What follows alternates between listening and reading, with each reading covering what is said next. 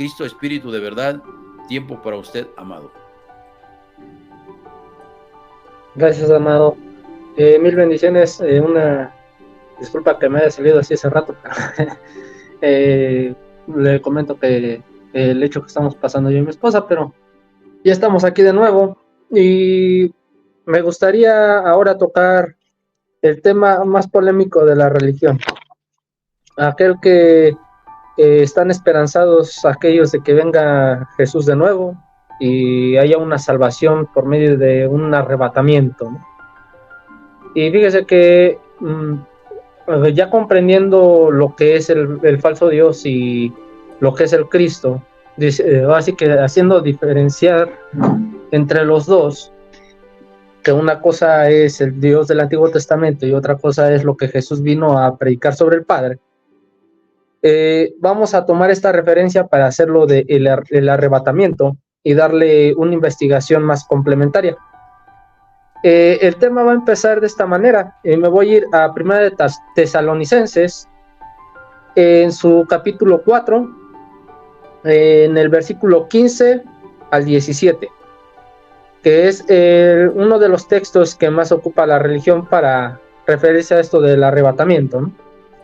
Y dice así: luego nosotros los que vivimos, los que nos hayamos quedado, seremos arrebatados juntamente, con ellos en las nubes para recibir al Señor en el aire, y así estaremos siempre con el Señor. Este texto lo toman para poder explicar que seremos arrebatados, pero hay que explicar qué es un arrebatamiento, ¿no? Y qué es aparte lo que es tribulación, porque son dos cosas muy distintas. Un arrebatamiento es como si te extrajeran, es lo que hace un ladrón, te extrae, te roba lo que traes en la mano, te lo arrebata. Eso es un arrebato. En temas bíblicos, un arrebato significa muerte. Entonces, aquí lo que estaba explicando en su carta Pablo es que ibas a morir, pero que después de tu muerte ibas a ver al Padre en los cielos. Pero ¿en cuáles cielos? Sabemos que el templo del Padre es el corazón. Entonces, el arrebatamiento, como dice ahí, es quitar con violencia y con fuerza. Entonces, es lo mismo que les dije, es un robo. Y este es un robo aquí en esta parte, es un robo de vida, o sea, una muerte de cuerpo. Y esto es lo que va a sufrir el famoso cristiano o el ser de luz, ¿no? Porque pues, no pertenece a este mundo, así como le hicieron al maestro, nos va a tocar pues, enfrentar esas mismas consecuencias. Pero por ganar a la vida eterna, eso es poco. ¿Ok? Esto es lo que es el arrebatamiento. Y no lo va a hacer el Padre. Ya hablábamos en el video anterior que el día de Jehová será de destrucción. Y en esto consiste el arrebato. Jehová te va a matar, porque Él no va a tener compasión ni de su propio pueblo. Él va a hacer destrucción completa en el mundo. Él va a ser el juzgador y el que va a tener el juicio. El que va a decir, oh, así que échenme los míos, no los que me siguieron, y échame a aquellos los que tuvieron parte de que me negaron, ¿no? O sea, ni con él ni en su contra, o sea, todo va a agarrar parejo. Entonces, voy a seguir en una de las profecías del Antiguo Testamento para complementar un poco esto, ¿no? Me voy a ir al libro de Daniel, en su capítulo 12, y voy a empezar a leer desde el 1. Y esto dice más o menos así: en aquel tiempo se levantará Miguel, el gran príncipe que está por parte de los hijos de tu pueblo, y será de tiempo de angustia, la cual fue desde que hubo gente hasta entonces. Pero en aquel tiempo será libertado tu pueblo y todos los que hayan escritos y todos los que se hayan escritos en el libro. ¿Qué quiere decir esto? Que vendrá destrucción repentina, ¿no? Decía en el Apocalipsis. Una destrucción que nadie la va a poder evitar. porque el ángel que está por parte del pueblo de Israel vendrá, dice, o ya vino más bien, y les dio el tema de salvación. Pero los que se hayan inscritos en el libro de la vida, dice, son los que se van a ser libres, ¿no? Pero ¿cuál es el libro de la vida? Si ustedes ven la imagen de un corazón, como la quiere reflejar la humanidad, está separado en dos, unidos por un medio. Ese es un libro. El corazón es un libro abierto, en el cual si tú te dejas guiar por el corazón, automáticamente el amor puede surgir hacia la persona que tienes enfrente y aunque no la tengas, ¿no? Ese es estar inscrito en el libro de la vida, porque la vida es amor y la vida eterna es verdad.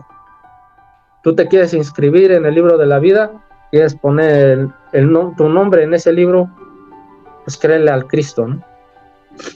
Y ya después dice el 2, y muchos se levantarán de los que duermen en el polvo de la tierra y serán despertados. Paro ahí un poco. En la cita de Génesis capítulo 2, en el versículo 21, a Adán se le hace dormir para quitarle una costilla y formar a Eva, ¿no? ¿Por qué le saco esto? Porque dicen que los que duermen en el polvo de la tierra serán despertados. ¿De qué estaba hecho el primer Adán? ¿No estaba hecho de polvo de tierra? ¿No fue Jehová el que insopló aliento de vida para que tuviera vida ese ser llamado Adán? Pero él mismo lo hace caer en un sueño profundo. Es por eso que a Daniel se le dice que en ese tiempo serán despertados aquellos que duermen del polvo de la tierra. Estaban hablando aquellos que estaban bajo el influjo del Dios que seguía, o que más bien le hizo caso a Adán, ¿no? Aunque en teoría ellos quieren hacerlo pasar los religiosos como que fue su pecado de Adán no seguirle a Jehová, pero era por el quien estaba en su mandato, ¿no? Por su Dios. Y ese sueño profundo que hizo caer a Adán sigue en la actualidad, porque ese mismo Dios que hizo caer en sueño a Adán sigue gobernando a este mundo, ¿no? Dice que unos serán despertados para vida eterna y otros para vergüenza y confusión perpetua. Y es algo muy arriesgado, amados. Es algo que va a pasar. Unos se van a despertar y van a quitar el velo de sus ojos y van a seguir las palabras del Cristo para tener vida eterna. Y otros van a estar en lo mismo, aunque hayan abierto los ojos, pero se van a dar cuenta de lo, no quiero decir groserías, ¿no? Pero de lo tonto que era seguir a ese Dios y que no pudieron conseguir nada. Y que cuando llegue esa fecha determinada del fin, ellos ya no podrán arrepentirse, porque ya no les alcanzará el tiempo. Les llegará rápidamente la destrucción sobre ellos. Por eso decía la cita de Apocalipsis, cuando escuches paz y algo así, de paz y libertad, algo así, en ese momento caerá sobre ellos destrucción repentina. Y es cuando ellos ya no podrán arrepentirse. En el versículo 3 dice, los entendidos resplandecerán como el resplandor del firmamento, y los que enseñan la justicia a la multitud como estrellas a perpetua eternidad. Pero en esta justicia no está hablando la justicia del Antiguo Testamento, que ya vimos que son los 603 estatutos, sino en el cumplimiento del nuevo mandamiento que se dio desde el inicio, desde que llegó la luz al mundo, o sea, de Cristo, de Jesús. Aquel que dice, amaos unos a los otros, ama a tu hermano, ama a tu prójimo y ama a tu enemigo. El amor es el mandamiento más grande y el primero sobre todo. Entonces, con esto, vámonos dando cuenta que aquí en el polvo de la tierra son los que están durmiendo todavía en la creencia del Dios del Antiguo Testamento. pero dice que va a despertar otros a la vida eterna. ¿Y cómo lo van a hacer? Pues vámonos a la cita de Juan, permítame tantito, a la cita de Juan, capítulo 10, en su versículo 30, y es como nos vamos a dar cuenta cómo son los que van a despertar a vida eterna, ¿no? Y dice así: yo y el Padre uno somos. Entonces dice el 31, entonces los judíos volvieron a tomar piedras para apedrearle. Jesús les respondió: muchas buenas obras les he mostrado de mi Padre, ¿por cuál de ellas me apedráis? Y ellos respondieron diciendo: por buena obra no te apedreamos, sino por la blasfemia, porque tú, siendo hombre, te haces Dios. Es que ustedes son dioses. Su escritura lo dice. Cuando Adán comió de la piedra, de la manzana, del árbol del bien y del mal, automáticamente él concibió esas virtudes de ese árbol, ¿no? Discernir entre el bien y el mal, que es el dichoso Espíritu Santo. Discernirlo, pero se les durmió a los de la religión.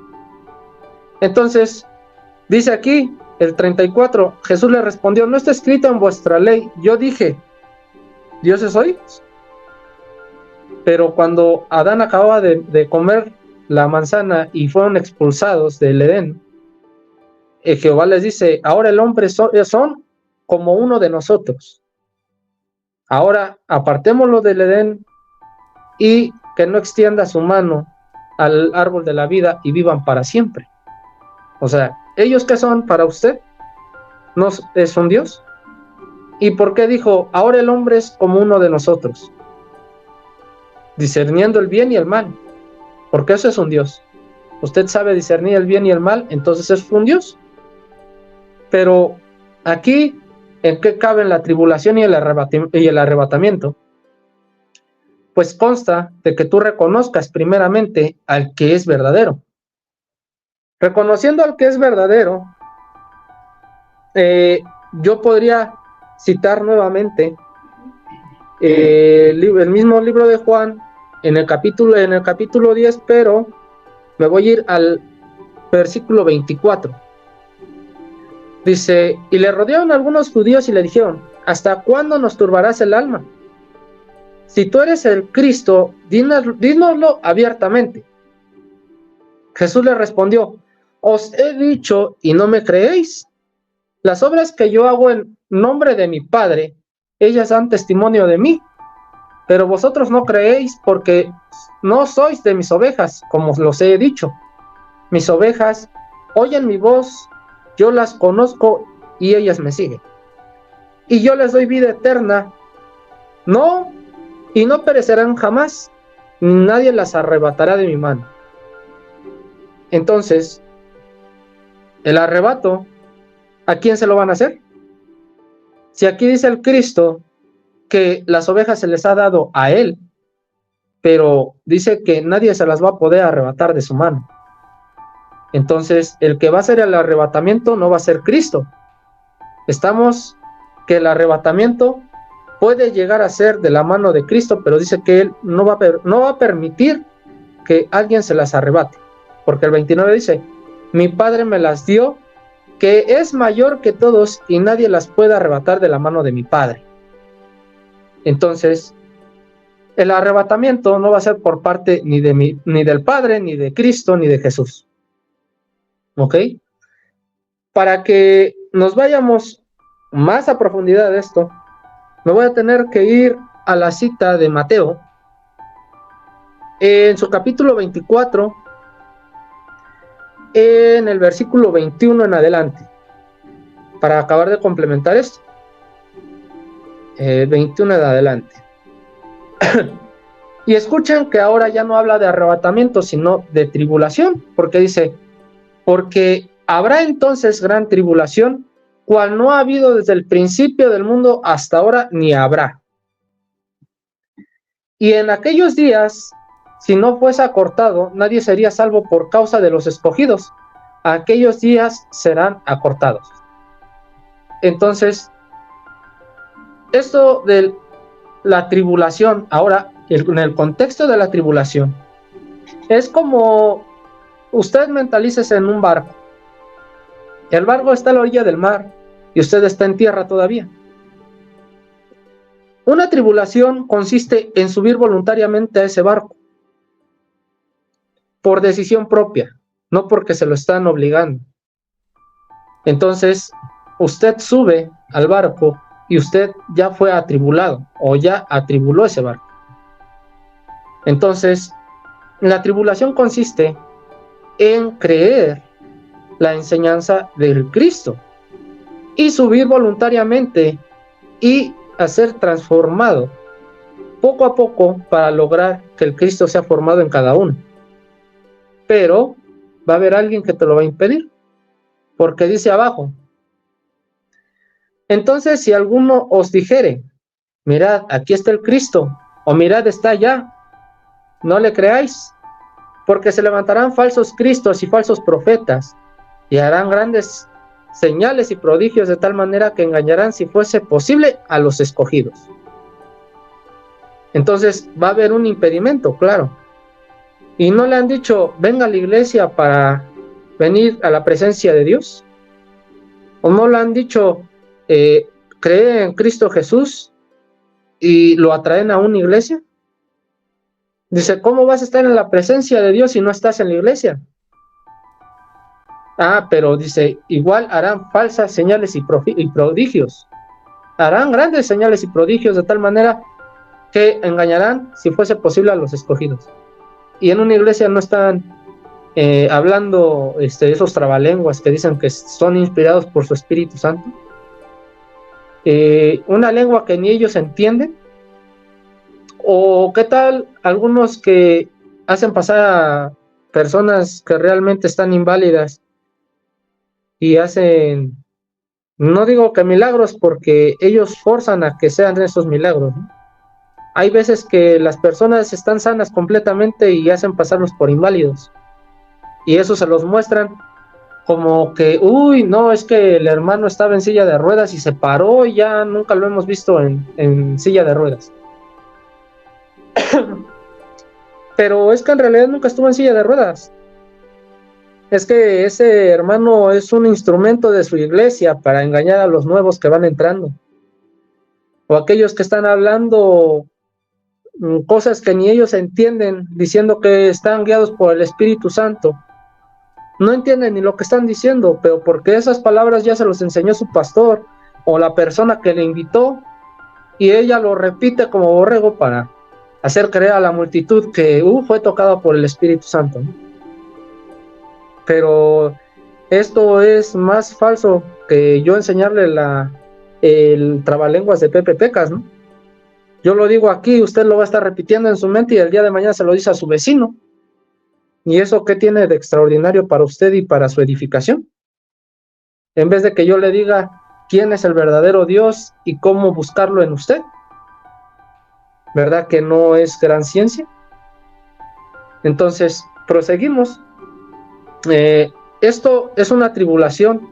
Aquel que sube voluntariamente a la enseñanza, a creer voluntariamente y de corazón en el Maestro. Eso es lo que significa tribulación.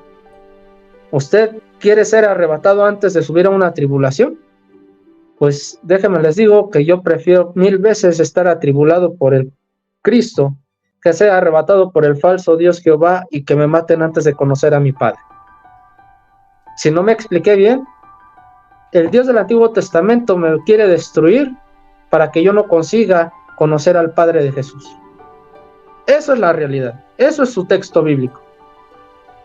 Pero bueno, eso es lo que igual dice en Lucas.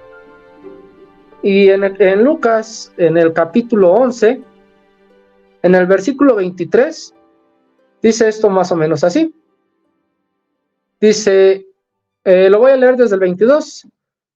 Dice, pero cuando viene otro más fuerte que él y le vence, le quita todas sus armas en el que confiaba y reparte el botín. Y dice así, el que no está conmigo, en mi contra es: el que conmigo no recoge, desparrama. Entonces, esta enseñanza fue cuando el maestro estaba diciéndole sobre el reino a todos.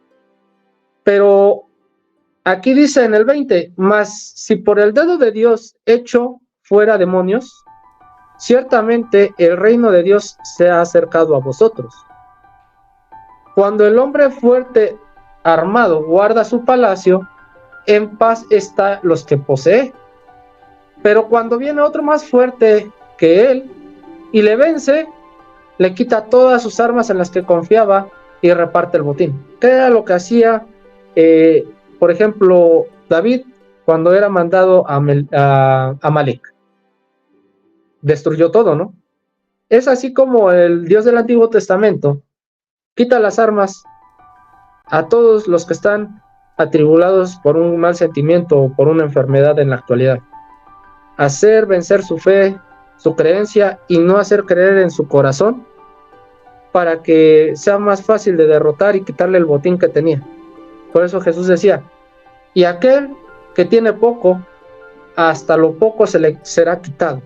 ¿Por qué? Porque no lo mantuvo. Entonces, así es como el contrario quita todo. Y el Cristo puede darte más si tú lo decides y lo mantienes y lo ejerces, ¿no? Entonces, para esto, voy a acabar rápidamente para poder darle seguimiento con el hermano Chick. Y a mí me gustaría sacar por último lo que son los frutos. ¿Por qué los frutos? Porque ya vimos que uno es quitar a la fuerza, que es arrebatamiento, y uno es subir voluntariamente, ¿no? Entonces, para esto, ¿cómo nos podemos distinguir? Me voy a ir al libro de Gálatas, en el capítulo 5 y en el versículo 18. Entonces, con esto cierro mi mensaje y le doy paso al hermano Francisco, a ver en qué más lo podemos apoyar. Dice así: pero si sois guiados por el Espíritu, no estás bajo la ley. Y manifiestas son las obras de la carne, porque son adulterio, fornicación, inmundicia, lascivia, idolatría, hechicerías, enemistades, pleitos, celos, iras, contiendas, disensiones, herejías, envidias, homicidios, borracheras, orgías y cosas semejantes a estas, acerca de las cuales amonesto, como ya se los he dicho: los que practican tales cosas no heredarán el reino de Dios. Pero dice el 22: mas el fruto del Espíritu es gozo, amor, paz, paciencia, benignidad, bondad, fe, mansedumbre, templanza. Contra tales cosas no hay ley. Pero los que son de Cristo han crucificado la carne con sus pasiones y deseos. Así que vivamos por el Espíritu y andemos también por el Espíritu. No hagamos como los vanagloriosos, irritándonos unos a los otros, evitándonos unos a otros. Entonces, aquí está hablando de una transformación. Esa transformación que solamente el Cristo puede hacer en tu vida. Esa transformación que puede dar más crecimiento a ti como persona espiritual que eres.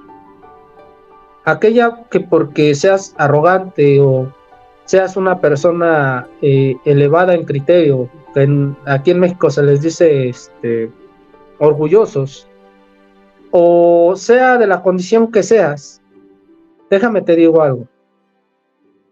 A mi padre no le interesa de qué carácter seas. A mi padre no le interesa si tú eres hasta celoso. Pero te voy a decir una cosa: cuando aceptas a mi padre, él hace la transformación que tú necesitas. No tú vas a hacer la transformación. Si tú le prestas a mi padre ese corazón hermoso que tienes, mi padre lo va a transformar.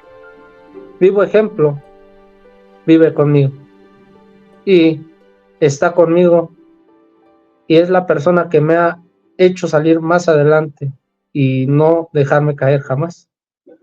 Y esa es mi esposa, aquella que a pesar de todo hemos convivido muchísimas cosas, hemos pasado por tantas cosas que me ha impresionado su forma de pensar. A pesar de que yo le empecé a decir, ¿sabes qué? El Padre de Jesús no es esto, no es lo otro, y es así, es lo otro. Ella no me quería creer hasta que yo le dije una vez, porque ella en ese entonces me iba un poco mejor económicamente. Ella me decía, es que ¿cómo lo haces? Yo le decía, pues yo creo en mi padre y le doy lo que sea a mi padre y se lo platico a mi padre. Me decía, ¿pero cómo? Le digo, pues pásate de este lado. Y esa fue la frase que invitó a mi esposa a abrir su pensamiento y darle la oportunidad a mi padre de que obrara en ella y que entrara ese pensamiento en su corazón. Y doy gracias al Padre que ahora mi esposa se ha vuelto más que mi consejera, mi amiga, se ha vuelto una parte importante en este modelo de conocimiento, porque compartimos cada noche sobre la palabra de mi Padre y es una relación muy bonita, en donde si hay, no les voy a decir que nunca ha habido problemas, sí hay, como todo matrimonio, pero nos acordamos quién es el que está en medio de nosotros, aunque a veces terminemos, como dicen aquí en México, de la greña. Al final mi padre nos mantiene unidos y siempre hemos tratado de arreglar las cosas como se debe, hablando, ¿no? Y no con golpes. Y eso me ha parecido muy bonito de parte de mi padre, porque a pesar de que los dos hemos entendido que no necesitamos uno del otro, estamos porque queremos estar, por el amor que sentimos uno al otro. Y espero que eso les ayude un poco, ¿no? Así es que por el tema de la tribulación espero que se haya quedado completamente entendido y si no, ahí pongan un comentario y ya le complementaremos un poquito más, ¿no? Adelante, hermano Francisco, muchas gracias.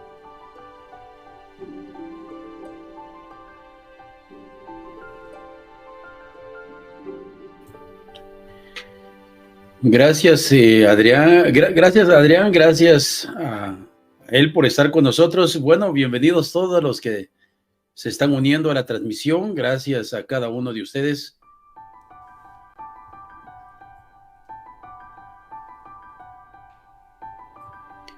Por ser parte de este hermoso despertar. Así es que bienvenidos todos los que hoy se van a unir con nosotros.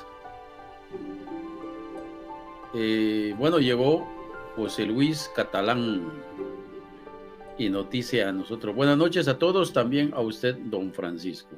Buenas noches, José Luis, buenas noches. Espero que se encuentre bien y lo bendigo. Espero que el Espíritu de verdad pueda tocar su corazón. Y pues, ¿qué más se puede hacer, amados, más que ir a nuestro corazón? Realmente, hoy vamos a hablar de muchas cosas profundas y esperamos que puedan unirse con nosotros a esta transmisión. Traíamos varias cosas, ya llevamos mucho tiempo de estar transmitiendo y entonces, bueno, siempre es importante ayudar a los seres humanos para que puedan pensar, puedan recapacitar. El día de mañana no vamos a tener transmisión, va a ser pasado mañana. Así es que el tercer día va a ser pasado mañana. Entonces, pasado mañana los esperamos para la tercera parte de este hermoso despertar, donde hablaremos de diezmos, donde hablaremos de ofrendas, donde hablaremos de esos temas por el cual la mayor parte no están de acuerdo con lo que nosotros hablamos, porque efectivamente causa un gran problema. Recuerden ustedes, si Cristo está en mí, pues comiencen a imaginar ustedes, si eso es verdad, significa que ustedes pueden hacer las mismas obras de Jesús. Y es todo eso lo que nos han quitado, porque sin darnos cuenta, a nosotros nos postraron. Y la mayor parte de personas no meditan, no analizan por qué es que usted cuando va al templo, usted se postra. Por esa razón, vámonos con Mateo capítulo 4. Vamos a analizar las 3 características. Recuerden que este mensaje aparece en Marcos capítulo 1. Vamos a abrir todos los textos para que ustedes se den cuenta de todo lo que enseña este libro. Lucas capítulo 4 también. ¿Listos? Bueno, este mensaje dice que aparece en Marcos capítulo 1, versículo 12 al 13. Yo ya lo tengo listo acá. Les voy a poner en pantalla para que ustedes también se ayuden con esto.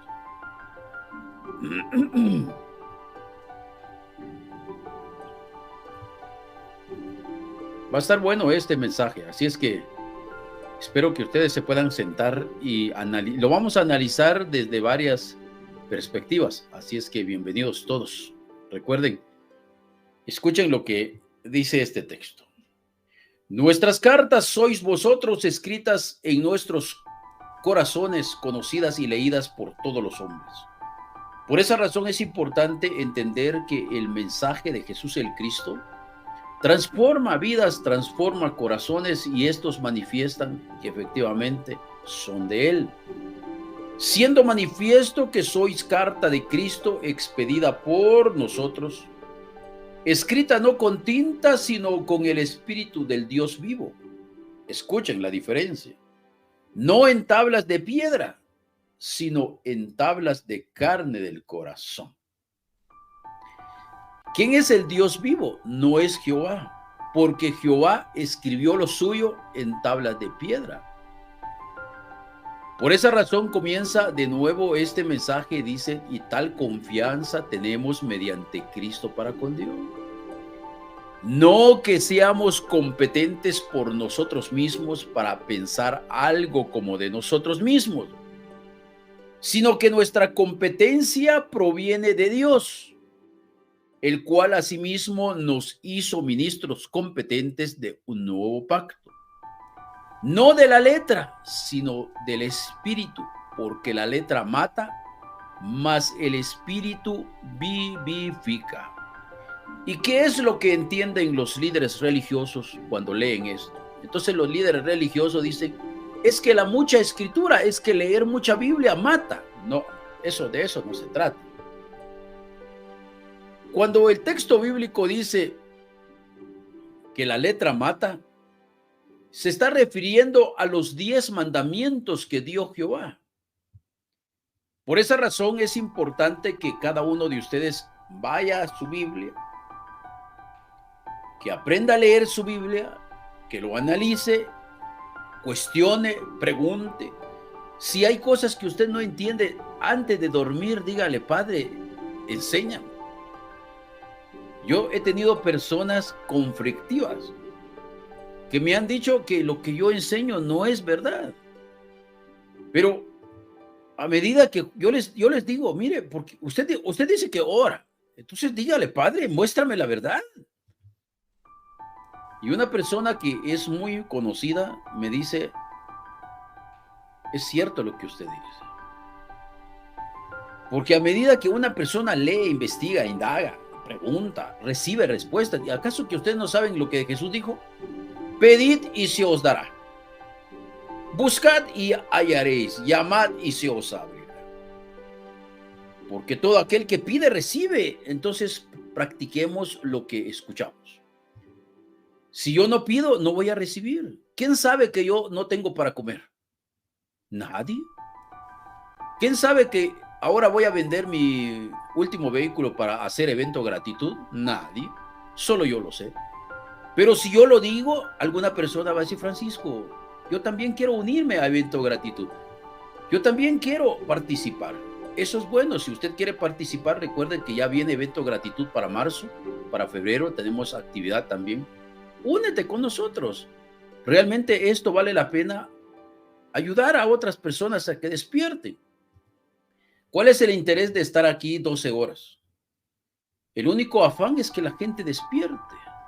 Ahora que usted, mire, esto tiene que caer de su pensamiento.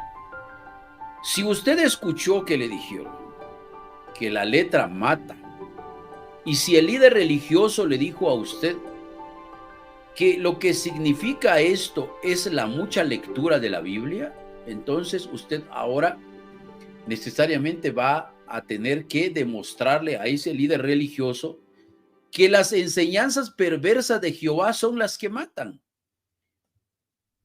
Para esto necesitamos mucho conocimiento del texto bíblico.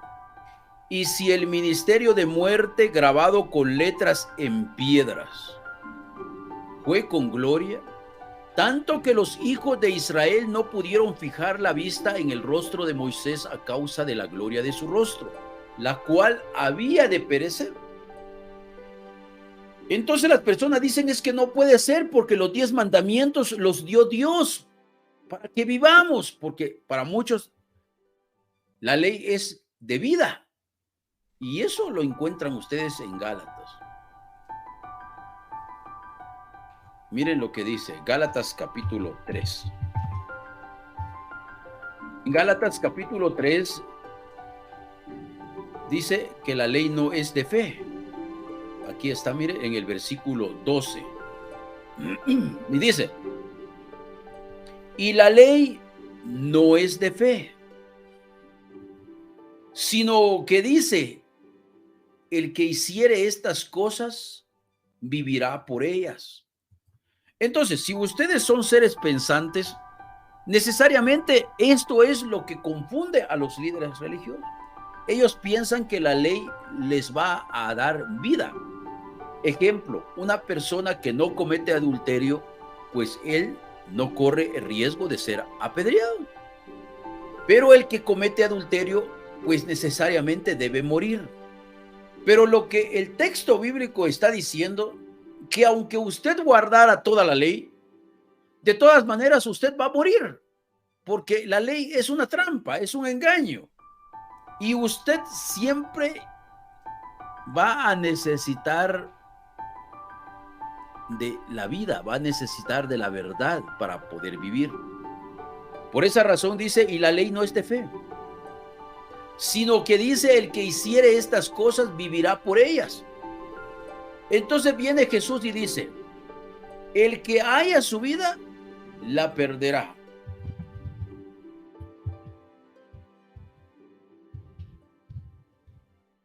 Eso está en Mateo 16.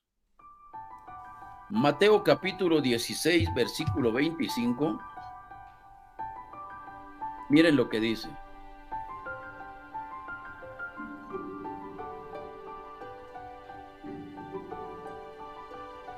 Porque todo el que quiera salvar su vida, ¿qué va a pasar con él?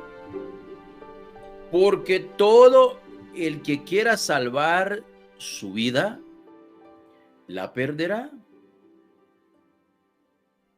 Entonces, la mayor parte de personas que piensan que por poner por obra la ley de Jehová, por medio de esa ley van a encontrar vida, entonces les dice que no.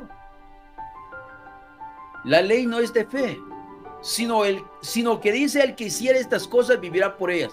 ¿Y qué pasa cuando el hombre se quiere justificar por medio de la ley? Habrá perdido su vida. Y todo el que pierde su vida por causa de mí, ¿qué va a pasar con él? La hallará. ¿Cuántas personas están dispuestos a arriesgar su vida por causa de Cristo? La mayor parte no lo van a hacer. La mayor parte no lo hacen porque definitivamente para ellos eso no tiene sentido. Obedecer a Jehová para ellos es mucho más fácil. pero no se dan cuenta que Jehová lo que quiere es tenerlos siempre de prisioneros. Entonces la ley queda claro, dice, la ley no es de fe. La ley dice, el que hiciere estas cosas vivirá por ellas. Entonces todos en los templos de 4 paredes dice, es que hay que obedecerle a Dios, porque estos son los que guardaron los mandamientos de Dios y estos son los que tienen vida eterna.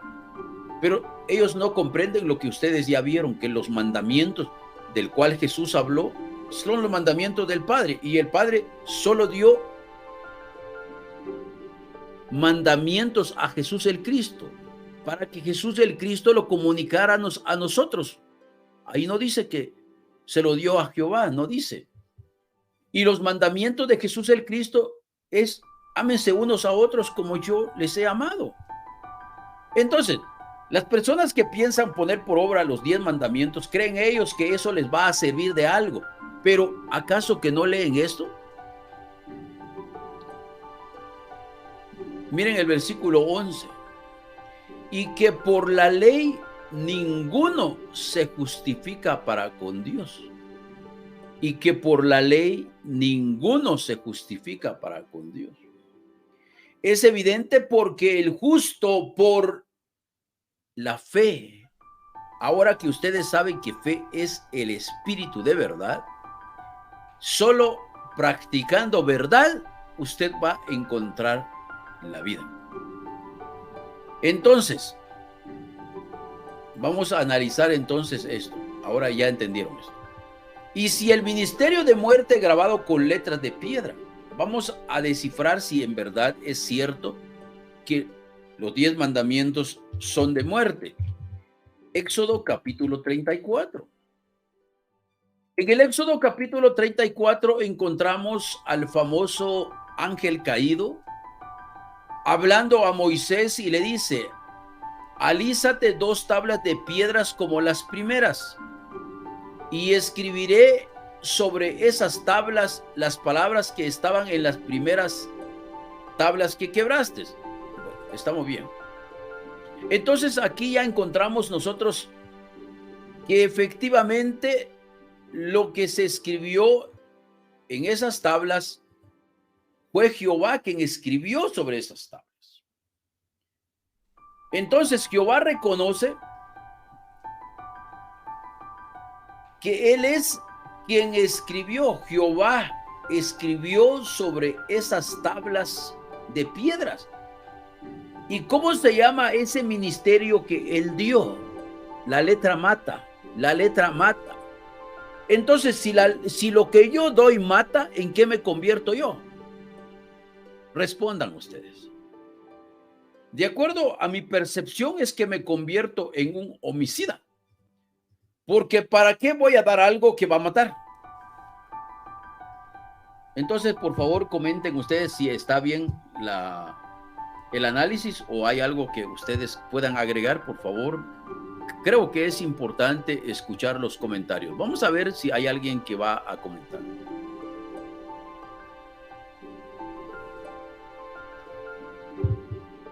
Dice, continuamos entonces, no hay nadie que va a comentar. Bueno, vamos. Dice el texto bíblico, y Jehová dijo a Moisés, alízate 2 tablas de piedra como las primeras, y escribiré sobre esas tablas las palabras que estaban en las tablas primeras que quebraste. Entonces Jehová reconoce, Jehová, vamos a ver si podemos eliminar todo esto. Y solo vamos a dejar quién es el homicida aquí, porque eso va a ser importante para el despertar de todas las personas en el mundo. Bueno,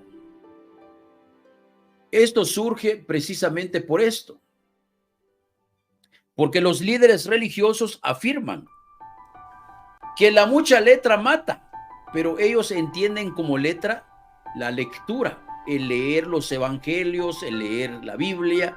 Entonces ellos dicen, la letra mata, pero no se trata de que usted aprenda, sino se trata de lo que el malvado Jehová, el perverso Dios del Antiguo Testamento, estaba dando. Y si el ministerio de muerte grabado con letras en piedras, ¿qué es lo que encontramos en toda la Biblia que se grabó sobre piedras? Entonces les estoy comprobando con Éxodo capítulo 34 que lo que se escribió sobre piedras fueron los 10 mandamientos. ¿Y quién fue el que escribió sobre estas tablas de piedras? Entonces Jehová le dice a Moisés: alízate 2 tablas de piedras como las primeras. Pero quien escribió sobre esas tablas de piedras fue el mismo Jehová. Eso es lo que yo necesito que ustedes entiendan. Entonces, ¿quién es el que escribió sobre las tablas? Fue Jehová. Y ese ministerio, ¿cómo se llama? Ministerio de muerte.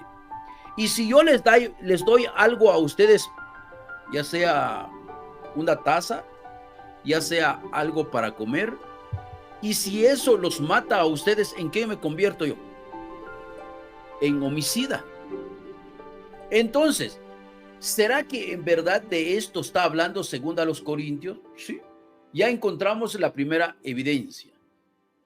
Ahora dice: fue con gloria tanto que los hijos de Israel no podían fijar la vista en el rostro de Moisés a causa de la gloria de su rostro.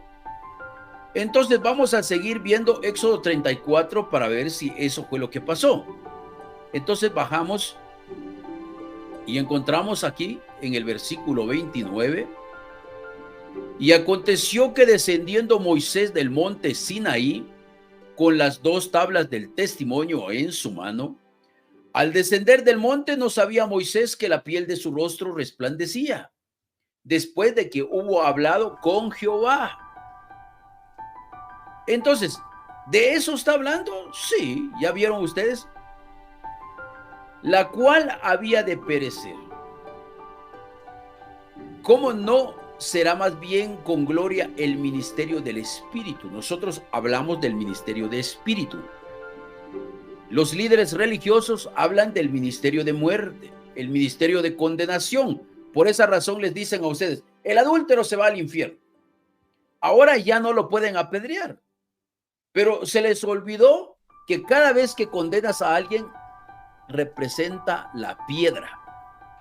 Cada vez que le dices a alguien: eres un ladrón, eres un asesino, eso representan las piedras.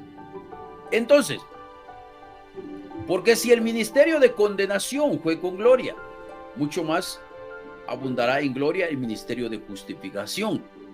Por lo tanto, el ministerio de muerte también se le reconoce como el ministerio de condenación. Habiendo aclarado esta parte, vamos a ir a esto, a la tentación de Jesús. Esta historia de la tentación de Jesús aparece en 3 evangelios. Aparece en Mateo capítulo 4, versículo del 1 al 11. Aparece en Marcos y aparece en Mateo capítulo 4, versículo 1 al 11. En Marcos solo encontramos 2 versículos.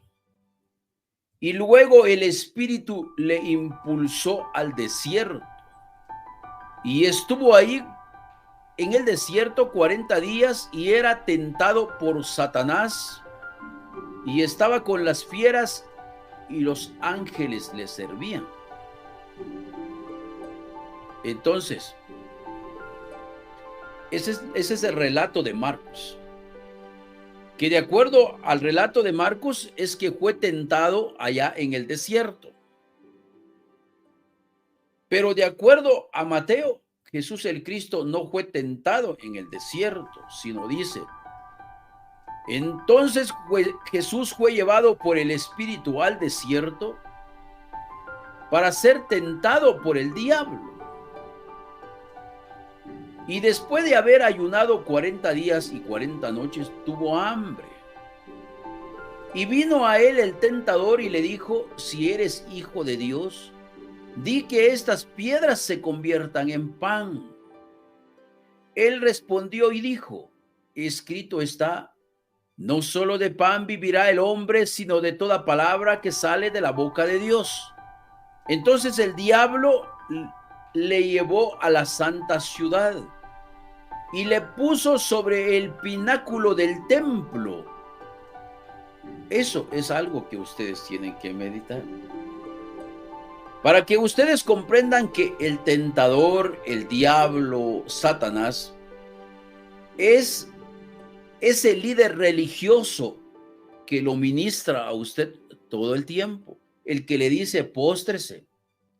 Ese es el tentador, ese es el diablo, ese es Satanás. Recuerden que esta es la segunda parte de nuestra transmisión. Con esto llevamos cerca de 10 horas aproximadamente, más de 10 horas. Porque la primera parte duró 6 horas con 30 y algo de minutos y esta lleva 2 horas con 46 minutos. Así es que pónganle manita arriba a la transmisión, compártenlo para que otras personas puedan venir. Ya muchas personas ya no se conectaron, ahora ya sé. Entonces, para la próxima transmisión, entonces no vamos a cortar, vamos a dejar que continúe la transmisión, porque ya tenemos idea de que las personas ya les cuesta conectarse. Entonces, lo primero que necesito que entiendan es que el tentador es el líder religioso. Si ustedes preguntan, ¿dónde está Jehová actualmente? El Espíritu de Jehová es todo el conocimiento del Antiguo Testamento, como el Espíritu de Cristo es todo el conocimiento del Nuevo Testamento, o sea, de los evangelios, no de hechos a revelaciones, nada que ver. Entonces, ¿cómo lo podemos comprobar? Juan capítulo 6. En Juan capítulo 6, versículo 63, encontramos este hermoso mensaje. El Espíritu es el que da vida. La carne para nada aprovecha. Pero escuchen qué es el Espíritu. Las palabras que yo os he hablado son espíritu y son vida. Entonces, ¿qué significa el Antiguo Testamento? Las palabras que habló Jehová son para la carne y representan muerte. Por esa razón, Jehová cuando da esto, cuando les da esta enseñanza y Jehová escribe sobre las 2 tablas de piedras los 10 mandamientos, las palabras de Jehová son muerte. Por esa razón, segunda a los Corintios lo deja claro. Segunda a los Corintios capítulo 3. Entonces dice, si el ministerio de muerte grabado con letras en piedra. Entonces ahora ustedes comiencen a pensar si lo que yo les estoy diciendo es correcto o no es correcto. Porque al final la opinión de ustedes es muy valiosa y también es muy importante. Entonces dice que lo que Jehová dio fue muerte. Y eso ustedes lo pueden comprobar acá. Entonces ustedes dicen, Cristo vive en mí. ¿Y eso qué significa? ¿Que vive una persona dentro de usted? No, que su mensaje está en mí. Eso es lo que se conoce como Cristo está en mí. Cuando usted dice, es que yo recibí al Espíritu de verdad, yo recibí a Cristo en mi corazón, está diciendo usted que está de acuerdo con este mensaje. Esto es lo que usted está diciendo. Pero a vosotros los que oís os digo, amad a vuestros enemigos. Entonces usted me dice, Cristo está en mí, y usted anda gritando, Jehová peleará por vosotros y vosotros estaréis tranquilos. Es que Jehová va a destruir a mis enemigos. Ojalá que Dios lo mate. Entonces usted no tiene a Cristo en su corazón. Porque decir que Cristo está en mí no es pensar que viene una persona y entra en mí y aquí está en mí. No, no, no. Sino más bien comprender que yo escucho lo que Jesús dijo, yo lo recibo y lo atesoro en mi corazón. Eso es recibir a Cristo. Amad pues a vuestros enemigos, haced bien a los que os aborrecen, bendecid a los que os maldicen y orad por los que os calumnian. Al que te hiera en una mejilla, preséntale también la otra, y al que te quite la capa, ni aún la túnica le niegues. A cualquiera que te pide, dale, y al que tome lo que es tuyo, no pidas que te lo devuelva.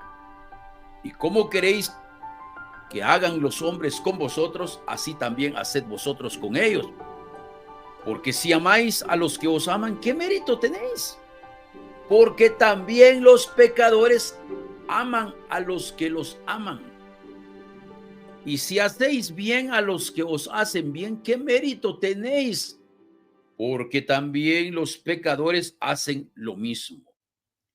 Y si prestáis a aquellos de quienes esperáis recibir, ¿qué mérito tenéis? Porque también los pecadores prestan a los pecadores para recibir otro tanto. Escuchen, amad pues a vuestros enemigos y haced bien y prestad, no esperando de ello nada, y será vuestro galardón grande. ¿Y qué más? Y seréis hijos del Altísimo. Si yo solo me convierto en hijo del Altísimo cuando yo haya amado a mis enemigos, cuando yo haya hecho bien, entonces el maestro dice, las palabras que yo os he hablado son espíritu y son vida. Pero cuando Jehová dice, ojo por ojo, diente por diente, vida por vida, Jehová peleará por vosotros, vosotros estaréis tranquilos, Jehová destruirá a vuestros enemigos. Entonces, ¿eso qué significa? Significa muerte. Entonces, las palabras que Jehová habló no son espíritu, son de carne y son para muerte. Por esa razón el ministerio de muerte es de Jehová. Y el ministerio del espíritu, como dice aquí, ¿cómo no será más bien el ministerio del espíritu? Si el ministerio de condenación fue con gloria, mucho más abundará en gloria el ministerio de justificación. Entonces, si ustedes ponen atención y analizan, entonces se dan cuenta de que realmente hay algo maravilloso en toda la enseñanza. Cuando ustedes hayan analizado, entonces ahora sí, comienzan a ver ustedes, ¿cómo es posible? Pregúntense, ¿cómo es posible que el tentador, que se conoce como diablo y Satanás, al mismo tiempo entra en el templo de Jerusalén? ¿Saben ustedes qué es un pináculo? Vamos a poner acá pináculo. Dice, parte superior y más alta de un edificio o templo.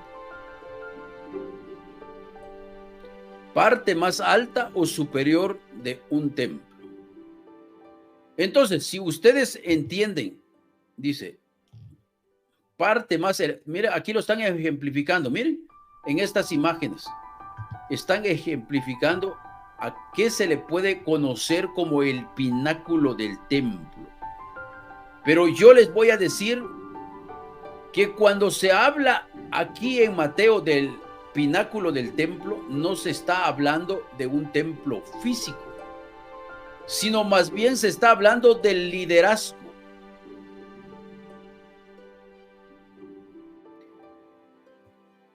Entonces el diablo le llevó a la santa ciudad y le puso sobre el pináculo del templo.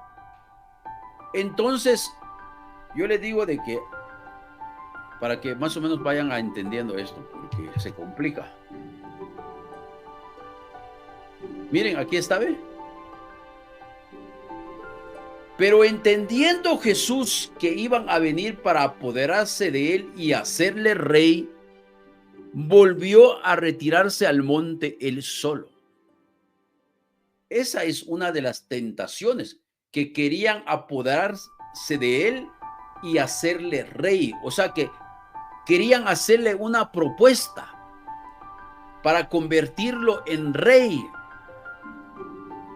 Entonces, pero entender entonces de quién es el diablo, quién es Satanás, es comprender que estamos hablando de cosas supuestamente espirituales. Y cuando comenzamos a hablar de ese mensaje, entonces yo les dije a ustedes, ¿quiénes son los ángeles? Les preguntaba. ¿Saben ustedes quiénes son los ángeles? Yo sé que sí. Gracias a Felicita Valenzuela, dice que ya regresó. Bueno, esperamos que regresen todos porque pues la mayor parte ya no entraron en la segunda parte, se fueron. Por esa razón la próxima transmisión no lo vamos a cortar, lo vamos a dejar en las 12 horas.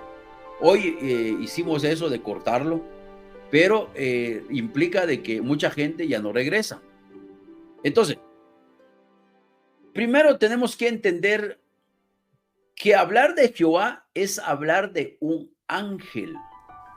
Y entonces la mayor parte de personas cuando escuchan a un ángel, lo primero que piensan es que tiene alas, que viene volando por ahí arriba. Pero ya les comprobé que Jehová, cuando dice que Jehová estaba en el cielo y que desde el cielo habló, ustedes ya se dieron cuenta que es una mentira.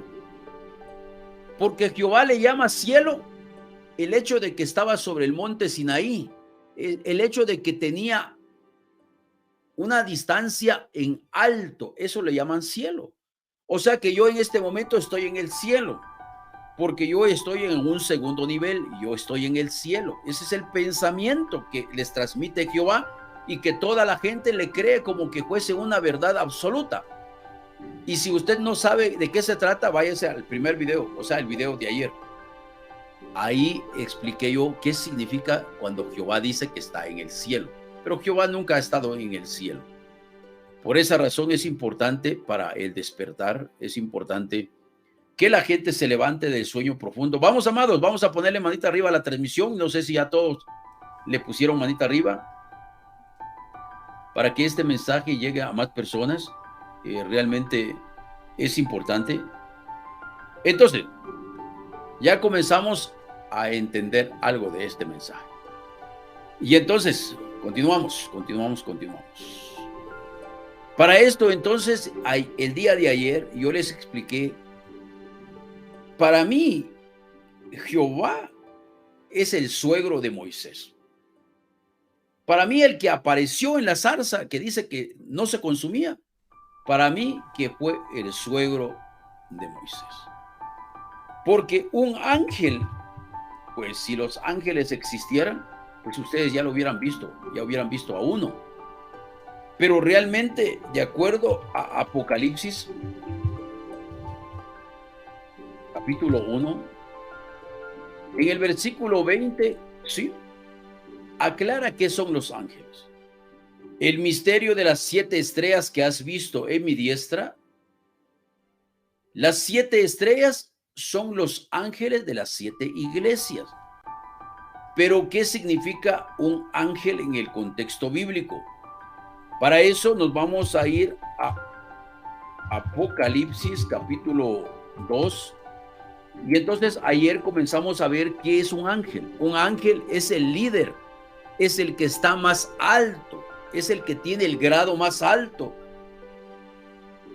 en una congregación. O sea, hablemos de que aquí hay 7 iglesias. Hablemos que esta es Casa de Dios de Cash Luna. Entonces, el mensaje sería: escribe al ángel de la iglesia de Ciudad de Dios, pero no pusieron su nombre. El siguiente mensaje ustedes podrían imaginarlo: escribe al ángel de la iglesia de Ebenezer. Pasamos a Apocalipsis capítulo 3. Entonces,